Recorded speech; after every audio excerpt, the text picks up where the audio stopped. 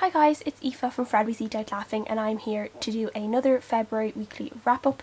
And I managed to read 4 books this week, or almost 4 books, and I'm pretty happy with that, and I will tell you guys what I read now. The first book I finished this week was How Many Letters Are in Goodbye by Yvonne Cassidy. This is a book I got from NetGalley, so thank you to NetGalley and the publishers for that.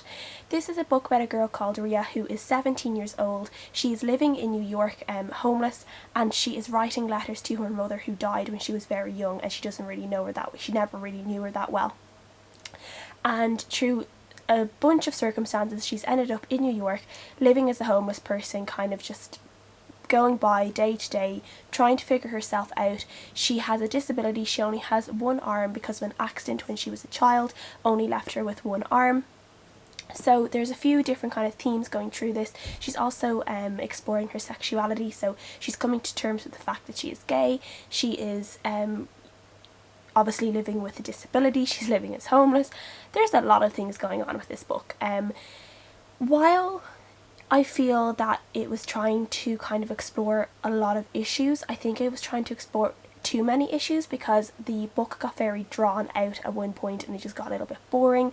There were some parts I liked, there were some parts I didn't. I think a big chunk in the middle could have been taken away, so it could have been 50 to 100 pages shorter, and I think that would have been better. It would have been easier to read. Overall, I would have enjoyed it more. But it was quite a heartfelt book. There's a lot of different issues, as I've already said, but then there's also some exploration of depression and suicide, and obviously children living as homeless and younger people living as homeless, or in specific circumstances that aren't really great for children to be living in. So yes, there was just so much going on with this book, and while I did enjoy it, it would have been better if there was just a little bit less of so much going on. If there was just maybe 1 or 2 elements taken out, so there could have been more focus on one of the issues, then I think that would have been better.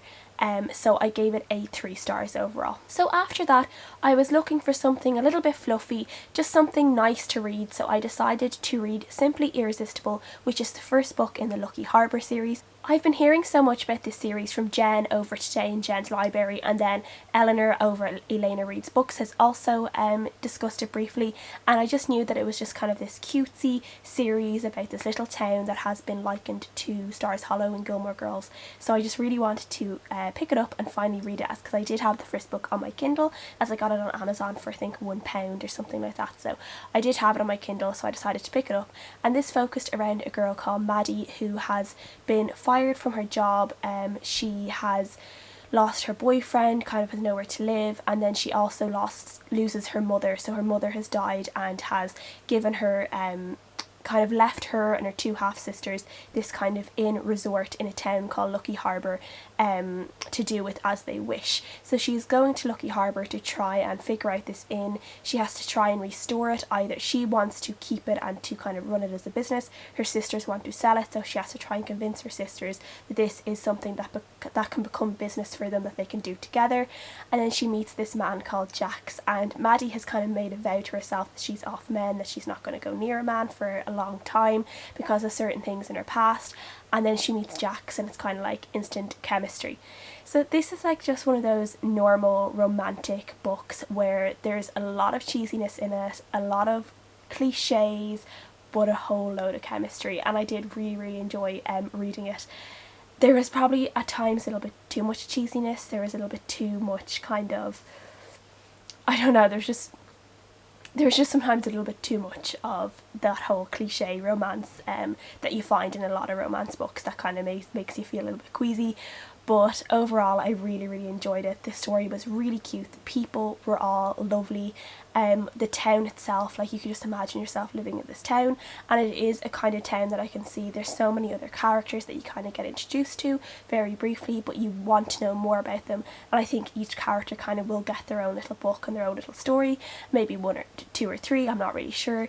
but it is definitely a series and a town I want to stick with for a while and find out more about them. So overall, I gave it a 4 out of 5 stars. I really enjoyed it and I can't wait to go back and read more in this series. The next book I read is a book that's actually written by another booktuber, and that is The Other Woman, and it was written by Jade Wright, and she is also a booktuber under the name Boho Bookworm. So Jade emailed me very kindly and asked me if I would like a copy of her book in exchange for an honest review, and I said yes, of course.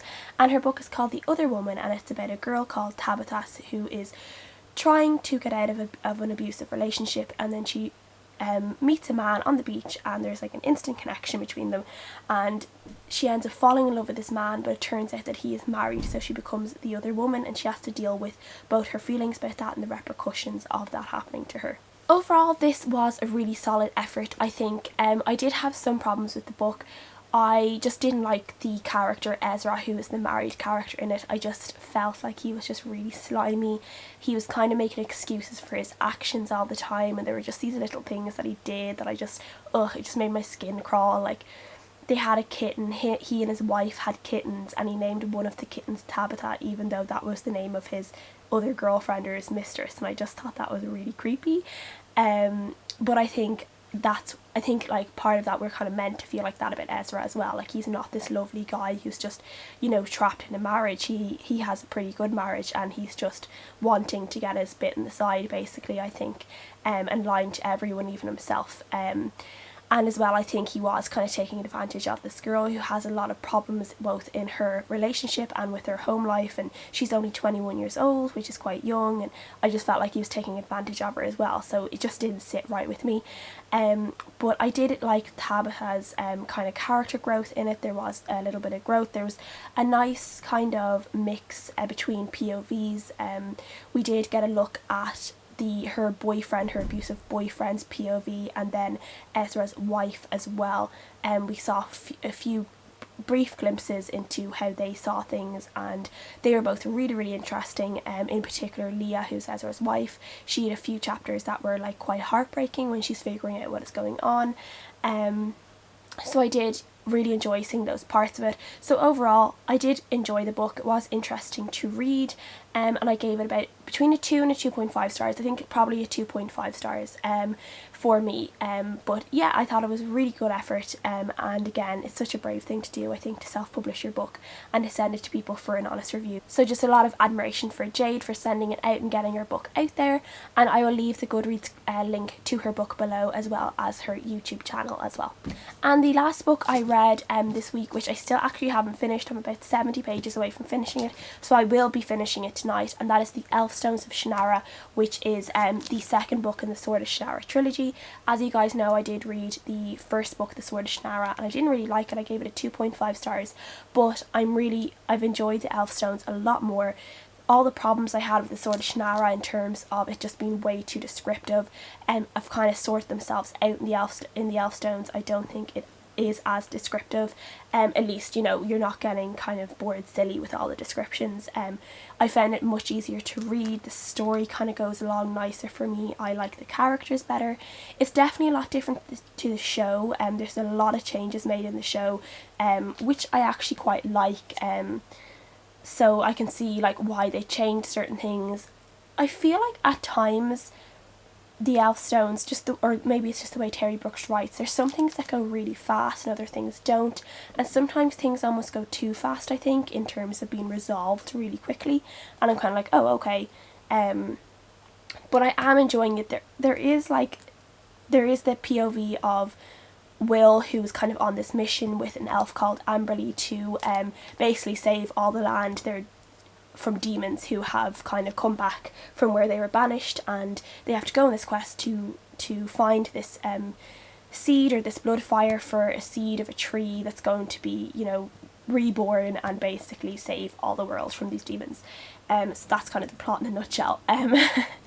But there is their kind of section of the story, and then there's the section of the story that is how the elves are kind of fighting the demons while this quest is going on, and I just feel like the other bit of it is just battle after battle after battle, and you're kind of like, how is this realistic? How do they have people left when they're literally fighting a battle every single day and so many of them are dying?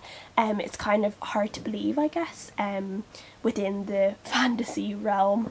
And it kind of gets a bit tiring as well. You kind of get a bit tired of it, and some of the people in it are just, some of their decisions can be so stupid sometimes. It's just really frustrating. But overall, I have enjoyed it a lot more. I think I'm going to give it a 3 or 3.5 stars, probably 3.5 stars.